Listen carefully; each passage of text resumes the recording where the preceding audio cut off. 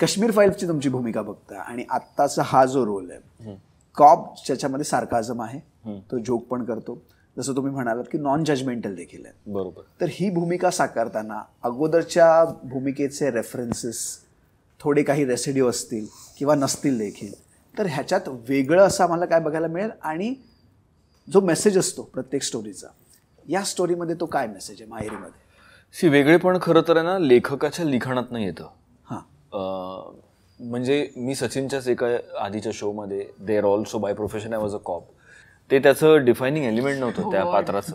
त्या पात्राचं defining element हे होतं की तो मॅडली एका अशा मुलीच्या प्रेमात होता जी खरं तर गुन्हेगार होती. सो तो शो तसा होता. सो त्याच्यामध्ये ही वॉज तो एक हेल्पलेस लव्हर होता. कॉपच होता पण he was a helpless lover. इथे हा अगेन एक कॉपच आहे पण तो ह्या एका कुटुंबाकडे थोडंसं तटस्थपणे बघणारा एक व्यक्ती आहे ज्याने बघितलंय ह्यांचं दुःख. त्याने त्यांना यथाशक्ती मदत करण्याचाही प्रयत्न केलाय पण तो एका पॉइंट नंतर त्यांच्यासाठी फार काही करू शकत नाहीये.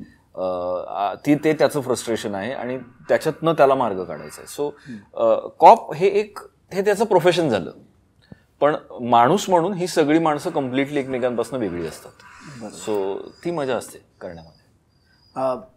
तुमच्या दोघींसाठी एक बाजू असते नाण्याची ज्याच्यामध्ये अशी जेव्हा घटना होते तेव्हा एका बाजूने एक इमोशनल सेटबॅक असतो, जसं तुम्ही म्हणाल गॅमेट ऑफ इमोशन्समध्ये तुम्हाला जावं लागतं, आणि दुसऱ्या बाजूने तुम्हाला चॅलेंजेस पण फेस करावं लागतात लॉ आणि ऑर्डरकडून, कारण ती ज्युडिशियल प्रोसिजर आहे.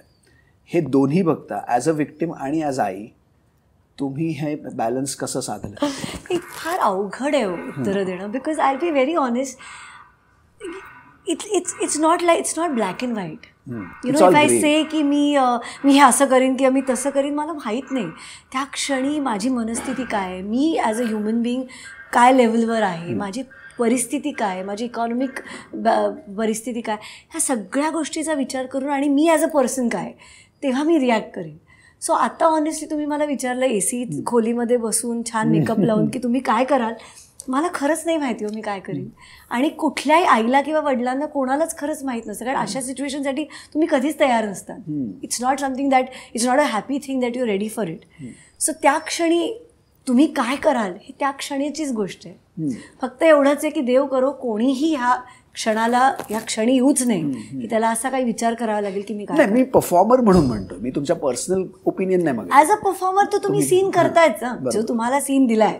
सो ॲज अ परफॉर्मर तुम्ही जितकं ऑनेस्टली तो पोर्ट्रे, यु नो, बिकॉज ब्रँडोची खूप छान लाईन आहे की try some acting. So this always this, तुम्ही प्रयत्न करत असता की you are trying some acting also but you are trying to make it real also. So कुठेतरी तुमचं ते एक टग ऑफ वॉर सुद्धा सुरू असतं. But as I said, as an actor, challenge, if you ask me personally, as an actor, it's very exciting because you feel तुम्ही आज दिवसभरात काहीतरी काम करून आलात. आज तुम्ही काहीतरी कम्फर्ट झोनमधून बाहेर निघून काहीतरी स्वतःला चॅलेंज करून आलात. आणि like very rightly like Chinmay sed की कॉप्स प्ले केले, आया मदरचे रोल प्ले केले. आता कसं काय ह्याच्यात मी नवीनपणा आणू शकते किंवा यु नो, जसं माझ्या आई मला म्हणते की तुम्ही एक टिपिकली एक सीन कसा करणार आधी विचार करा, मग तो फाडा आणि फेकून द्या आणि विचार करा की आता हे मी टिपिकली न करता अजून काय करू शकतो किंवा करू शकते हा विचार करून तो ऑनेस्टली मांडण्याचा प्रयत्न करा.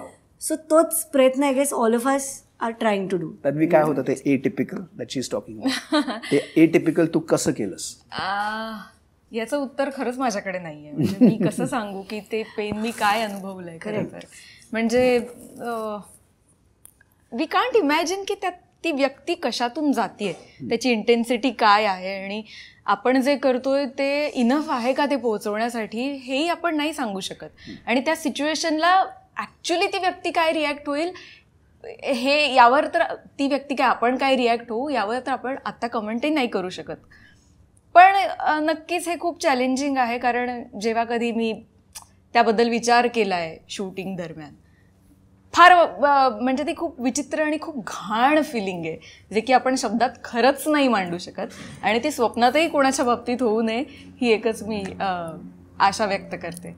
दिस subject is very interesting and intense. I hope you achieve what you want to achieve with this topic and this endeavor. Thank you so much. Thank you. Thank you so much. Thank you.